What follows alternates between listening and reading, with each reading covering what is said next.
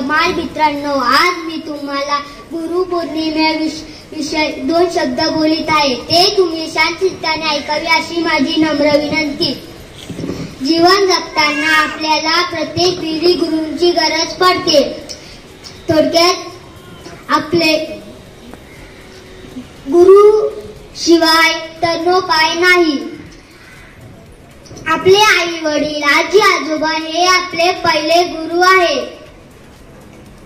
ते आपल्याला नेहमी चांगल्या गोष्टी शिकवतात. तसेच शाळेत गेल्यावर आपले शिक्षक आपल्याला अभ्यासाशिवाय चांगले वागावे हे शिकवतात. त्यांच्या जीवनात चांगल्या गुरु आहे ते यशस्वी झाल्याशिवाय राहणार नाही. हे एवढे गुरुला महत्व आहे. मलाही अशा मॅडम मिळाल्या आहेत. मी सुद्धा यशस्वी होईल. गुरुपौर्णिमा निमित्ताने आई रूपी बाईंचे आभार मानतो व त्यांना वंदन करतो.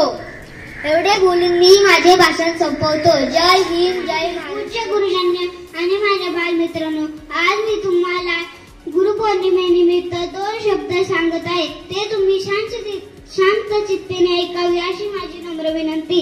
भारतात गुरु शिष्य परंपरा आहे. पूर्वीच्या काळी शिष्य घर सोडून शिक्षण मिळण्यासाठी त्याग करत असे. शिक्षण मिळाल्यानंतर गुरुदक्षिणा देण्यासाठी गुरुपौर्णिमा साजरी करत असे. आता मात्र गुरुकुल परंपरा खूप कमी दिसून येते. पण गुरुकडून शिकायची आजही प्रथा आहे, पण त्याचे स्वरूप बदललेले आहे. कठीण प्रसंगी किंवा चांगल्या प्रसंगी हे आपण गुरूंकडूनच मार्गदर्शन घेतो. शाळेत आपल्याला शिकवतात फक्त गुरुच असे नाही. आपले पहिले गुरु आई वडील आहेत, म्हणून आपण त्यांचाही आशीर्वाद घेतला पाहिजे. आज गुरुपौर्णिमा निमित्ताने आमच्या दोन्ही मॅडमला मी वंदन करतो व आभार मानतो. मी माझे 2 शब्द संपवतो. जय हिंद, जय महाराष्ट्र. पूज्य गुरुजन आणि माझ्या बाल मित्रांनो, आज मी तुम्हाला गुरुपौर्णिमेनिमित्त माहिती सांगत आहे. ती तुम्ही शांत चित्ताने ऐकावी अशी माझी नम्र विनंती.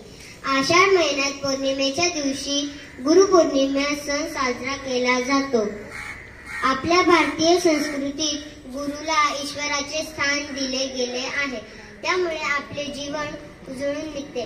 गुरु आपल्याला ज्ञानाचा प्रकाश घेऊन येतात. त्यामुळे आपले जीवन उजळून निघते.